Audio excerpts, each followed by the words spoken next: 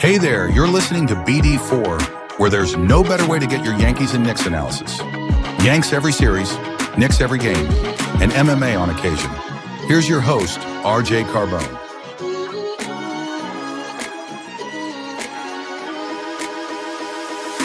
And a high drive into left center field. Stanley's going to watch another one fly. Are you kidding me?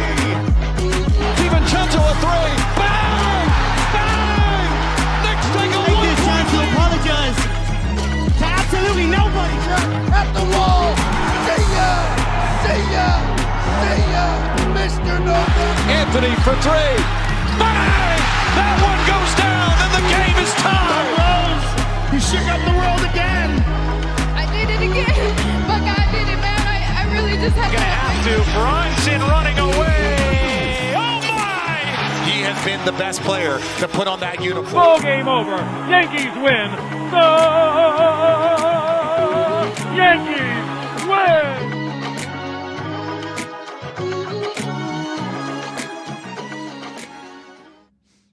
All right. Well, you know, this could be because I'm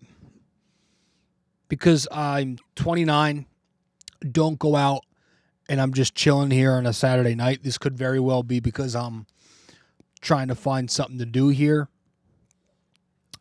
But I want to talk Yankees, and in particular, a little bit later in the show, I want to talk about a specific Yankee who I think could be, you know, an underrated X Factor type arm entering this 2025 season coming up, which, man, days are, I mean, it's already friggin' January 11th. It was New Year's Eve yesterday. It's crazy. So let's talk Yankees, because this is a team that has, you know, I look at them as a double-edged sword, right? There's a lot of upside to have this high ceiling, and there's a lot of question marks to where they could have a pretty low floor in certain areas on this roster. So, I was about to sneeze there. I think it went away. We wrote, if you follow along and if you're subscribed to the blog, go check that out. Go to our website, www.bd4blog.com. We have 2 new articles up. It's been a while since we wrote, a couple months maybe. We have 2 new articles in the past couple days where, one, we talk about the lineup and the potential that has. And then just earlier today, Saturday the 11th, we wrote about the pitching staff, the rotation, the bullpen. So if you are bored, and if you're one of the 2% of human beings who like to read still, go check that out. Again, that's bd4blog.com. But I want to get into this episode, man, because I think the Yankee staff, which is what we're going to talk about in this episode, the Yankee rotation, the Yankee bullpen, I think it's got some upside. I think there's a really, really good chance that we see this be the Yankees' identity in 2025.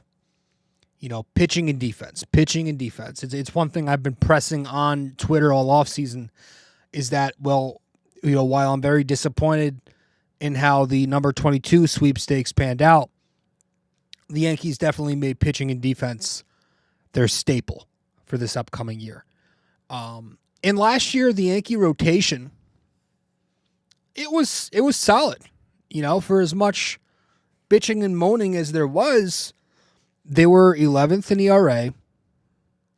They were 9th in innings pitched.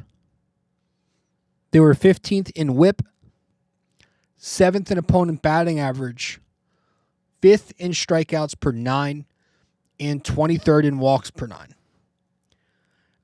They used 8 starting pitchers last year. So, pretty normal amount, actually. You know, Rodon, Cortez, Stroman, Heel, Cole, Schmidt, Will Warren, Cody Poteet. Those were their 8 starters last year. And, you know, it's a rotation that has, for the most part, like, the question marks in this starting 5 are no more than normal question marks that every other rotation has. Like, I don't think the question marks are that crazy, right? It's like Carlos Rodon's consistency, right? It's Luis Heel staying healthy and having command of his fastball and his off speed. You know, I trust Max Fried. I really do. I'm not worried about the 8th year because we're in a window where Judge, Stanton, and Cole are in their mid-30s, and I'm trying to worry about this year. So I'm not worried about Max Fried in 2030, whatever. I'm worried about Max Fried in 2025. I think he'll be great. If there's one big concern, I don't know how anybody else feels about this, but at least with me, I keep thinking about it. And again, maybe it's just me being the pessimist that I am, but you're probably not going to get the Cy Young Garrett Cole ever again. You know, his metrics have been on a decline the last couple of seasons. He is a lot older than when he first came here. He's 34 years old now, I think. But, you know, I'm worried about health. He's coming off a pretty big injury. And I hope that he stays healthy this year. And I also hope the Yankees manage it very conservatively. I would not mind, you know, I say this now until I start pitching and moaning in the moments, but I really wouldn't mind if they managed Garrett Cole with the postseason on their mind, because you did extend him, right? You did come where you came to an agreement at the end of the year with his contract terms. So, like, you want to keep this guy healthy. So if they limit him to, you know, maybe it's not 200 innings this year, maybe it's 175, but you're keeping him in top shape, so he's in peak form for the postseason. I think that should be the goal. And I still think Garrett Cole, if he's healthy, can be an ace. He can pitch like an ace. Of course he can. It might not be top 2 pitcher in baseball anymore, ace, but he could still be a number 1 pitcher on this team. And then if he is able to stay healthy, that's really the only question mark I have, because wow, what a starting staff that'll be. To bring in Max Fried, who is a legitimate number 2 starting pitcher with a real track record, unlike Carlos Rodon, where he had 1 or 2 good seasons. Max Fried's got a legitimate track record. He's got a good, solid resume. He's a 2-time All-Star, 3-time Gold Glove, by the way. He's a World Series champion. He's had, I think, 3, maybe 4 seasons where he's had a sub-3 ERA. He's coming off a good year over the course of his career. Before we read his last year's stats, he's got a 3.07 ERA, 140 ERA plus, 116 whip, and a 2.9 walks per 9. That's over the course of his career. Last season, Max Fried pitched to a 3.25 ERA, which was one of his worst since 2019. And it was 3.25. That amounted to a 128 ERA plus. He did that across 174 in the 3rd innings. Very good. A 116 whip and 2.9 walks per 9. What I like about Max Fried is, first of all, speaking of health, knock on wood, but this guy's consistently healthy. Outside of 2023, which was the only season he missed significant time, he's been healthy.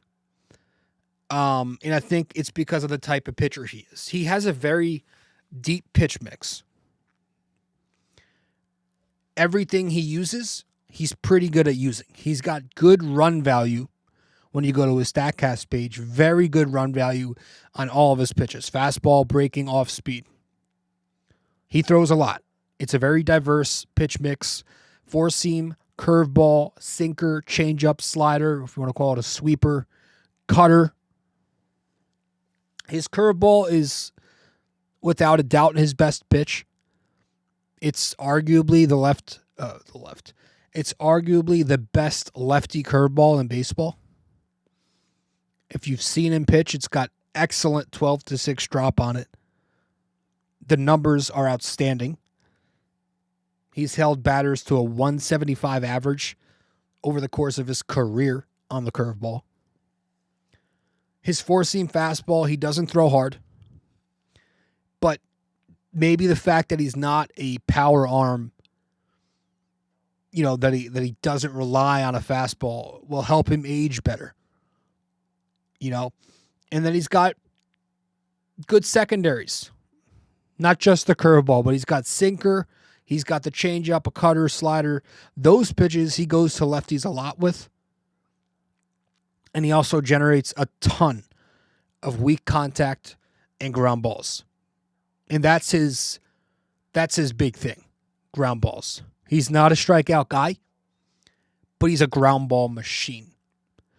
Last year, Max Fried, 96th percentile in ground ball rate, 95th percentile in exit velocity, 89th percentile in barrel rate, 81st percentile in hard hit rate.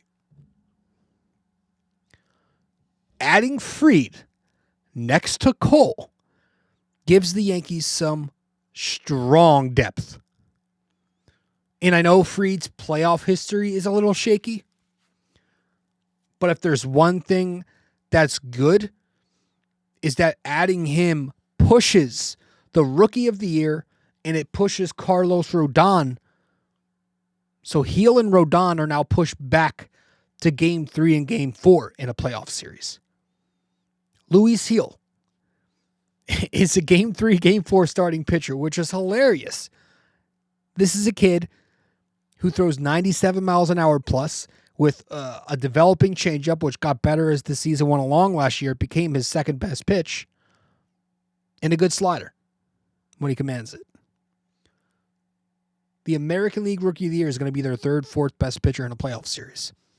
Carlos Rodon, who, listen, as up and down as he is, as much of an overpay as that is, and as concerned as everybody is about the later years of that contract, right now, in 2025, he's your worst starting pitcher in a playoff series.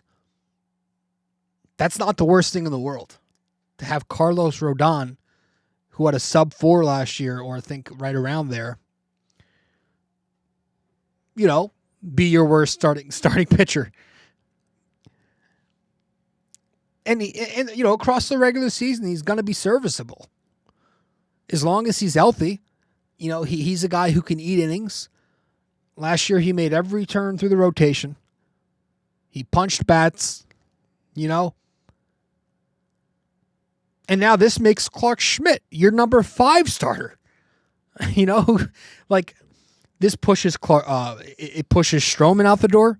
Now Stroman's just trade money. They're trying to move him. But Clark Schmidt, to make him your basically an expendable in this, is crazy, because Schmidt's an impressive young pitcher. He's a good righty arm. He broke out last year before that injury. This is another kid with deep pitch mix.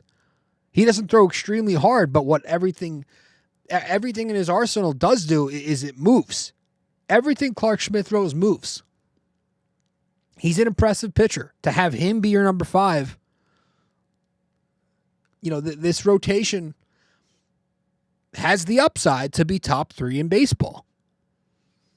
At the very worst, to be top 3 in baseball. I know the Dodgers are up there. It's going to be hard to compete with them, especially when they get Roki Sasaki. If the Yankees magically are able to land Roki, I think they become the number 1 rotation, at least on paper. But regardless, Sasaki or not, this is a rotation I'm very confident in. And I haven't been able to say that a lot as a Yankees fan entering the season. Especially last year. I didn't think anybody expected. Listen, this is a rotation who had a good year without Garrett Cole for half of it. And then they added Max Fried to that. Like, there's some upside, man. There's some upside in that staff. And then you get to the bullpen. If they perform up to expectation, I mean, you're going to have games, especially in the American League, that are over by the 6th inning as long as you score 4 or 5 runs.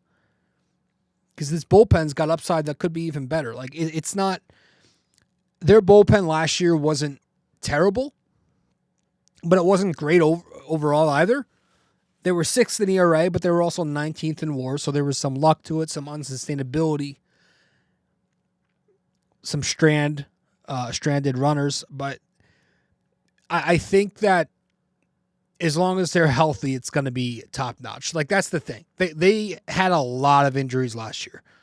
Lots and lots of injuries to that bullpen. I mean, you go to Hamilton, Lou Trevino, Johnny Lasagna, Scott Efros, Jay Cousins. I could probably go on and on. They had a lot of injuries. And then there were points in the season where the bullpen looked very bad. And I don't think you can really blame them for some of the issues because this was a high ground ball rate bullpen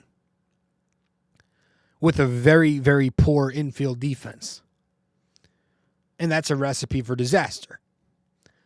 And that's not always going to be resulting in an unearned run. Sometimes you get an earned run. But it's a much better defense now. And, you're getting a lot more swing and miss too. They didn't get a ton of swing and miss last year in the bullpen. There wasn't a ton of firepower. There wasn't a ton of guys who were able to miss bats. They were just 14th in strikeouts per 9. They were 12th in K rate. That was fine. But now you're looking at it, and you've got potential for much better now. You got a lot of guys who are either high velocity or high swing and miss or both. Right? You go to the back end of that bullpen. Weaver and Williams. The back end of the pen, you got Weaver and Williams. I mean, that is an elite late innings combo. Weaver's got his 96, sometimes 97, 98 mile an hour fastball. And he's a guy who's able to get a ton of chase, a lot of whiff, a lot of strikeouts. Because he's got a great changeup to complement the fastball. Loves to favor that changeup to lefties. Gets a ton of swing and miss with it. Now that he's probably not going to be your closer, he's going to be able to go back to his multiple innings role because Devin Williams is now in the picture. Yankees recently agreed to arbitration with him. This is a guy who I'm excited for. Now, his fastball is not overpowering. It sits only 94, 95. But if we're talking changeups, he's got an even better one. He's got the best changeup in baseball. It gets great chase, a ton of whiffs, and a ton of strikeouts. He uses it both to righties and lefties. I mean, it is you've seen this pitch. He calls it the airbender for a reason. I mean, it falls off a cliff with the late break on it. Very good separation and velocity from his fastball. It's 10.3 miles an hour slower. He's got elite spin on it. There have been plenty of times where he's touched or even has surpassed 3,000 RPMs on that changeup. He averages 2.7K RPMs. So that back end is looking really friggin' elite. That 8th and 9th inning is going to be legitimate. And then your middle inning guys, also have some upside for a lot of swing and miss, right? You got Ian Hamilton, where if Ian Hamilton is healthy, and I know that's a big if because his career has been one giant injury, but if he's healthy, you've seen what he can do.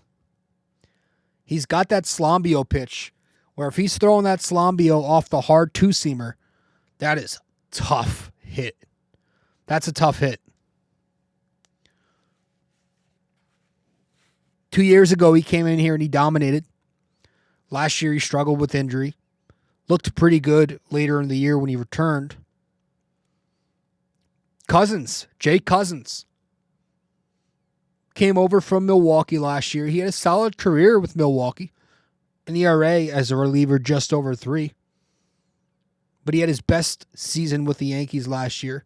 Small sample because he just needs to stay healthy too. He had the pectoral issue at the end of the year, which probably affected the way he pitched in the playoffs. But if Jake Cousins is healthy, I mean, he's got a wipeout slider. So if he's throwing that slider off the two-seam that he has, and, you know, he funnels his pitches very well. So I love a pitcher that has a fastball that goes one way and then he can throw a breaking pitch that goes the other way. Cousins' two-seam slider, when they play off each other like that, the way he could funnel it is so impressive. He's one of my favorite relievers on this team. Probably my favorite reliever that's returning from the Yankees is Jake Cousins. I really have high hopes for him. And one guy who's kind of flying under the radar because this was way earlier in the offseason, I feel like, Johnny Loizaga. The Yankees brought back Lasagna on a cheap 1-year, $5 million deal. The money was finally reported. You know, and he's again, another guy who needs to stay healthy. But when he's healthy, he's been pretty good.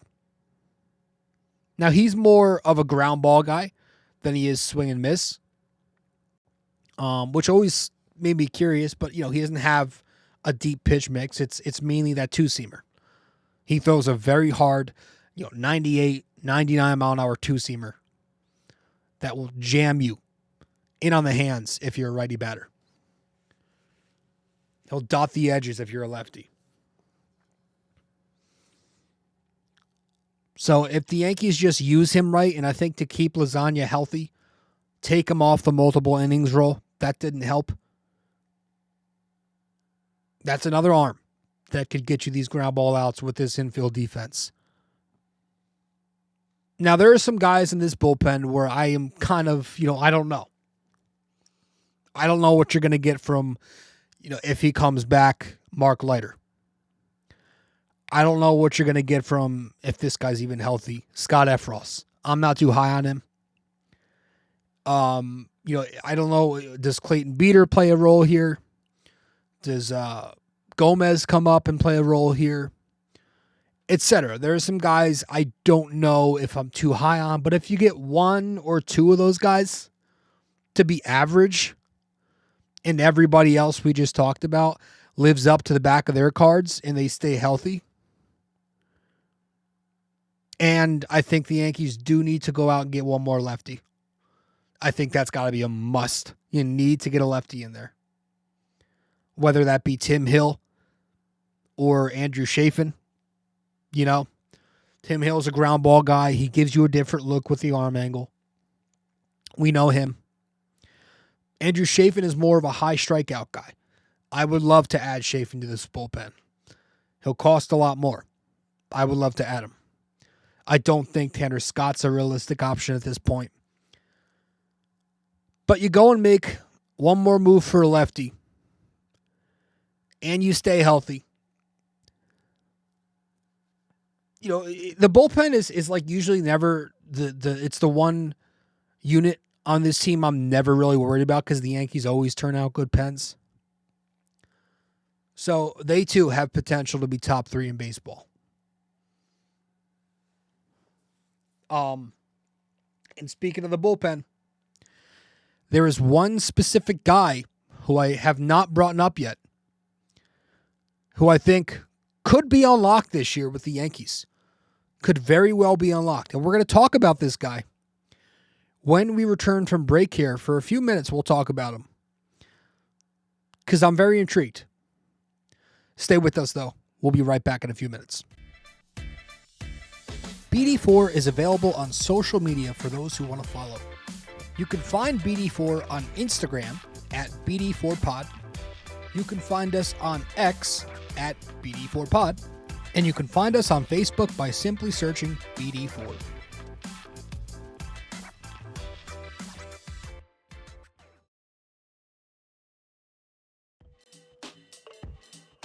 Hey guys, just a quick reminder, this podcast is also available in video format on YouTube. So be sure to go over to the YouTube channel, BD4, subscribe, like the videos, comment, and tell me how much I suck or maybe how much you like the video. We'd very much appreciate it.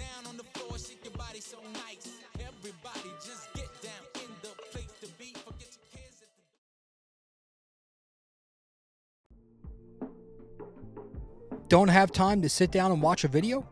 You can listen to BD4 on Apple Podcasts and Spotify. Don't forget to give us a 5-star rating and review on Apple Podcasts. And you can also watch the video format on Spotify too.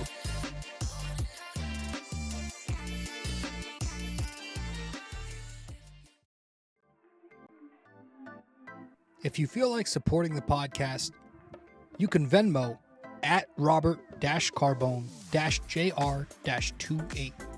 We really appreciate your support.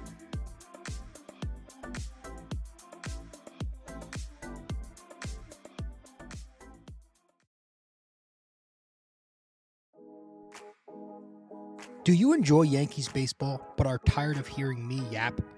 I have a suggestion for you. Go check out Yankee Crazy Podcast. Greg Gill is a Yankees podcaster on Apple Podcasts and Spotify, and he's now selling merch. Go to yankeecrazy.myshopify.com.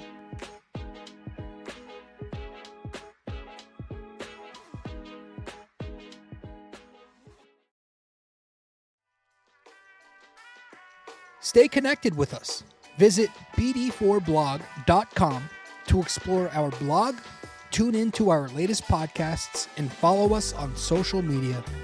Thank you for being a part of this community.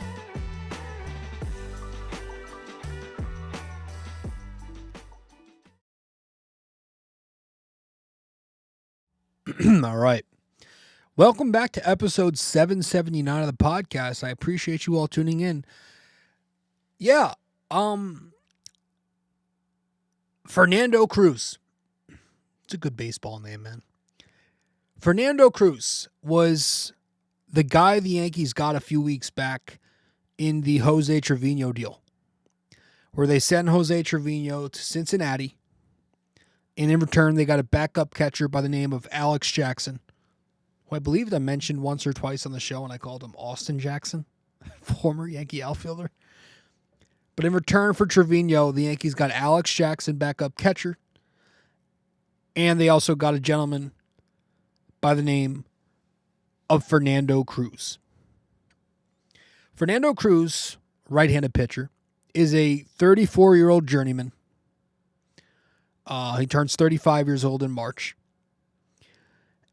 He's a guy who a lot of Yankees fans, including myself, think can be this next Cashman Blake project, right? I call it the Cashman Blake project, where Cashman finds a diamond in the rough and Blake turns him into an above average pitcher because he's got good stuff.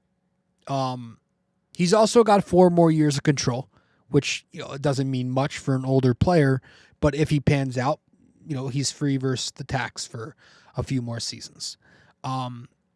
Fernando Cruz is a 6th-round pick from the 2007 draft. Got drafted to the Royals as a hitter. He was a position player, but he transitioned into a right-handed relief pitcher.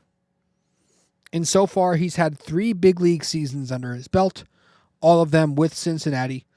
And his career numbers are very average, a 4.52 ERA, dead average 100 ERA plus, 1.26 whip, 4.4 walks per 9, and a 13.9 strikeouts per 9.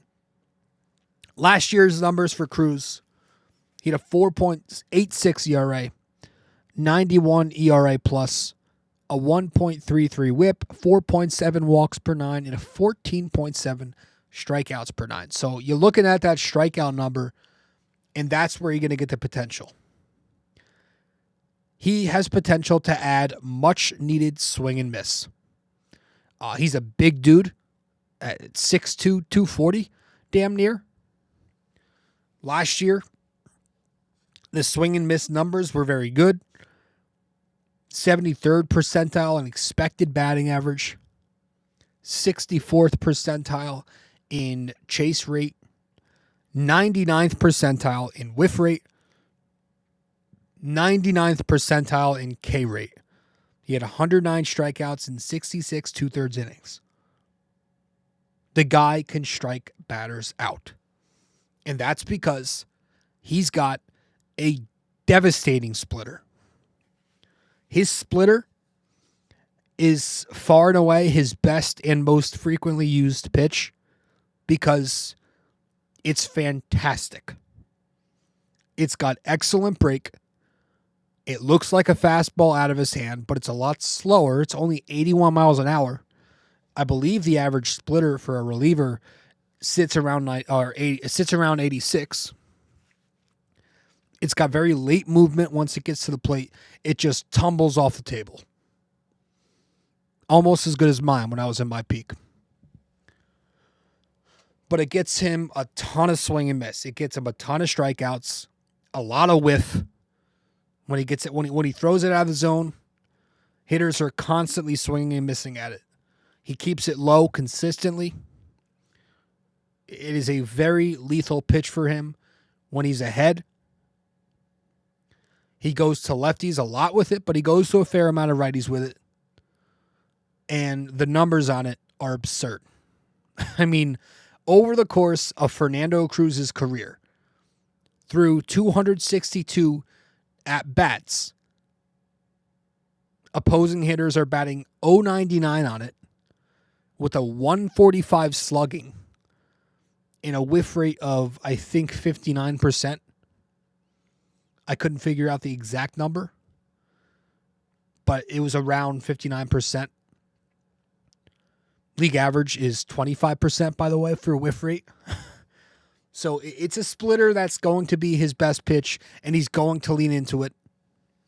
Expect that if the Yankees use him. Now, outside of the splitter, he's pretty much a one-trick pony. The four-seam fastball is second in usage, but it sits only 94, 95, so it's easy to catch up to the fastball. The numbers on it are pretty bad. It gets slugged a whole lot. He abandoned the slider from 2 years ago. It had solid numbers, but very low usage on it, so he just stopped using it overall. And the cutter. The cutter is his tertiary pitch. It's a pitch I like. I've seen some clips of it. It's got good movement. But I guess he's got to work on some location with it because the numbers on the cutter are also bad. It gets hit and it gets slugged a ton. So it's really just the splitter that's had consistent success, which is why you're hoping Matt Blake can tap into him and maybe get him to add a curveball, right? Because that will be another breaking pitch that goes the opposite direction. Or does he revive the slider? Does he bring back that slider and tap into it more? Does Matt Blake get him to throw a changeup, which would be a similar pitch to the splitter? So I don't know if he does that, but I'm interested to see if he goes back to the slider this year. I'm interested to see how Boone will use him. If the Yankees decide to keep him around and use him, what's his lane going to be? Last year with Cincinnati, David Bell overworked Fernando Cruz a lot. Does Boone use him a little less? Does Boone use him as a one-inning guy because he's only got one pitch? He's got walk issues. Is he going to be more of a platoon arm because his splits are significantly better versus righties in his career? He's got a .590 opponent OPS versus righties. Lefties have an OPS of 770 against them. So he significantly drops off against lefty bats. Is he a guy who's only going to face the bottom of the order because his splits are a lot better against 6 to 9 than they are 1 to 5? Do they see him in high leverage situations because his splits over the course of his career have been a lot better in medium to high leverage than in low leverage? Is the 6th inning going to be his lane? He has a .68 ERA, 0.68 ERA through 26 and 2/3 innings in the 6th inning. Is he a guy who's just going to come into a clean inning, start the inning, with less men on base? That's probably the most ideal. You don't want him coming in on. You don't want him coming into the game with. You don't want Fernando Cruz coming into the game with men on base because while he does strike a lot of batters out, when the ball's in play, it's in play. Meaning it's not on the ground a lot. Last year, he was only 13th percentile in ground ball rate, which means on batted balls, that were not like on non-ground balls. That's what, 93rd percentile or 87th percentile in, balls that were on a line or on the fly. So he does give up a lot of fly balls, a lot of line drives when the ball is put in play. So we'll see. We'll see when it comes to Fernando Cruz. This could very well be me, again, being bored on a Saturday night. Mark Leiter was also a guy the Yankees went after at the deadline because he had a great swing and miss splitter. Right? The same exact thing. And he didn't exactly work out, although, did his job in the playoffs. I don't know, man. I like him a lot. I've seen enough on him to where I'm intrigued at the very least. At the very, very least, I'm intrigued. And I want him to be given a full shot here. See what Fernando Cruz can do because I know the Yankees have a high success rate of turning nothing into something. So hopefully that's what this is. And, that's all I got. I think we'll wrap it up here. Just wanted to talk on the Yankees pitching staff and the potential that I think it holds. Now, the lineup, we wrote an article about that too. Like I said, check that out because I'm less confident on that. And that's where I really start to get concerned about this team. But they definitely have built themselves a pitching staff, top to bottom, rotation, bullpen, that is capable of getting them back to where they were last year if this lineup produces at a high enough rate. So with that said, everybody, I appreciate you all tuning in here to episode 779 of the podcast. The Yanks staff looks promising. It looks promising. I will see you later. 780, probably a Knicks episode. I'm going to the Knicks-Bucks game tomorrow afternoon, 3 p.m. game. So look forward to that episode dropping if you are a Knicks fan. Yankees fans, go check out those 2 blogs I dropped. Don't know when our next episode will be, but, as the news, as more things happen this offseason with the Yankees, we will be keeping up with that. So appreciate you all, and I'll see you all soon. Later. Well, if you made it this far, that means you listened to or watched the entire episode. Thank you. Just remember to follow, subscribe, download, rate and review, and all that fun stuff to help out the podcast. And I will see you in the next episode of BD4.